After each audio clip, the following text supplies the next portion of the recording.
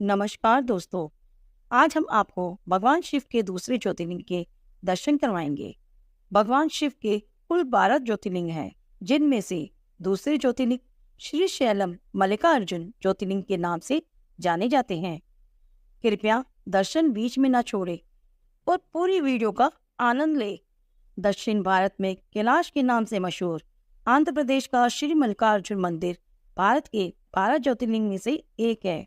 मल्लिकार्जुन ज्योतिर्लिंग को दूसरा ज्योतिर्लिंग माना जाता है। यह ज्योतिर्लिंग कृष्णा नदी के तट पर श्री शैलम नाम के पर्वत पर स्थित है। श्री शैलम पर्वत कर्नूल जिले के नल्ला मल्ला नामक घने जंगलों के बीच है। नल्ला मल्ला का अर्थ है सुंदर और ऊंचा। इस पर्वत की ऊंची चोटी पर भगवान शिव श्री मल्लिकार्जुन ज्योतिर्लिंग के रूप में विराजमान है। मल्लिका का अर्थ माता पार्वती है। वहीं अर्जुन भगवान शिव को कहा जाता है। यहाँ भगवान शिव की मल्लिकार्जुन के रूप में पूजा की जाती है।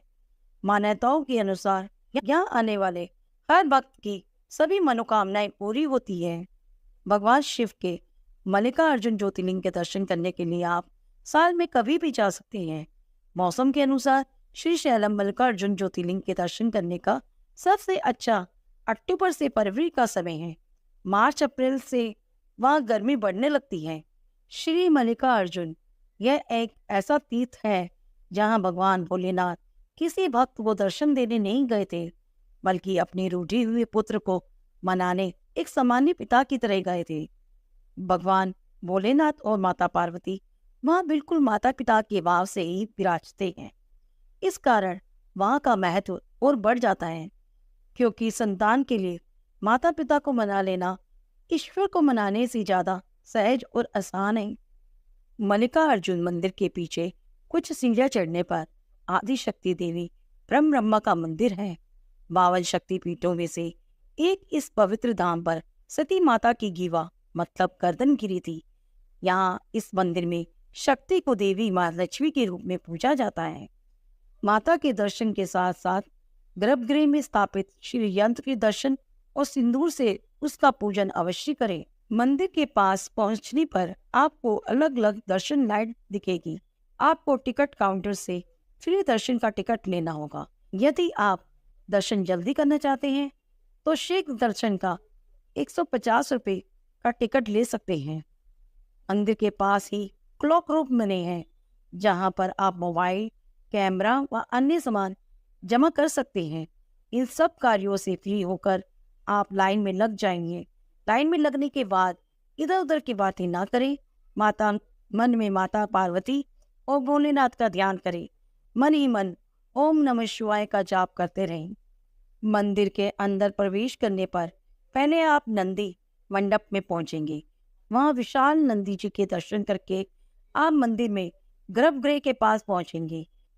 यहाँ गर्भगृह का शिखर सोने से बना है।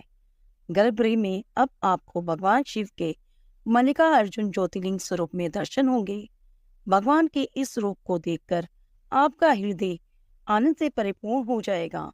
यहाँ सामान्य दर्शन के लिए पुरुषों व महिलाओं के लिए कोई ड्रेस कोड नहीं है। अभिषेक व अन्य पूजा करने के लिए पुरुषों को केवल धोती या लुंगी पहनकर और ऊपर के शरीर में बिना वस्त्र पहने प्रवेश करना आवश्यक है, और महिलाओं को साड़ी पहनना अनिवार्य है। मल्लिकार्जुन मंदिर सुबह 5:30 से दोपहर 1 बजे तक दर्शन के लिए खुला रहता है। इसके बाद शाम को 6 से 1 बजे तक खुला रहता है। इस मंदिर में आरती प्रातः 5:15 से 6:30 तक होती है।